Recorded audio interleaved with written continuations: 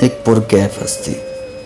ضروری نہیں کہ ہر لکھا ہوا لفظ پڑھنے والے کے معیار کے مطابق ہو، کیونکہ پڑھنے والا اپنی کیفیت میں ہوتا ہے اور لکھنے والا اپنی کیفیت میں ہوتا ہے۔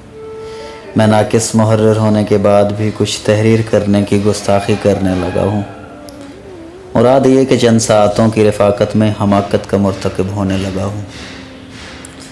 ایک پرکیف ہستی ہے جو بلا شبہ قصیدوں کی حقدار ہیں، جن کے دوپٹے سے اگر چاند کو ٹانکا جائے تو اس چاند کو اپنی چاندنی بھی معتبر لگنے لگے۔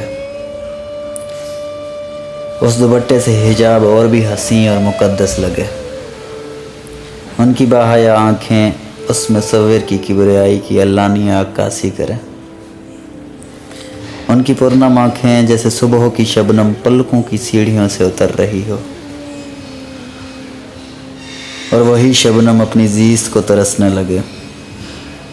ان کی زلف کی انگڑائیاں دھڑکنیں بے ہنگم کر دیں، اور لہراتی ہوئی زلف کے جھونکے کئی خوشگوار موسموں کو اپنا مقروض کر دیں۔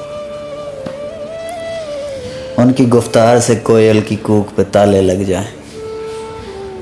اگر ان کی خاموشی پہ چپ لگی ہو تو پہاڑوں سے نکلتی آبشاریں بھی اپنے سازوں کو ترسنے لگیں۔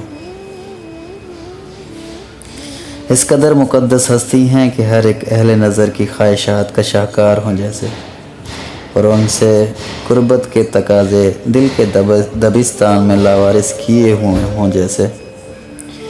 اگر میں میری مانوں تو اس کے حکم کو بھی قانون مانوں، مگر اگر میرے تخیل میں محرمیت ہوتی، میرا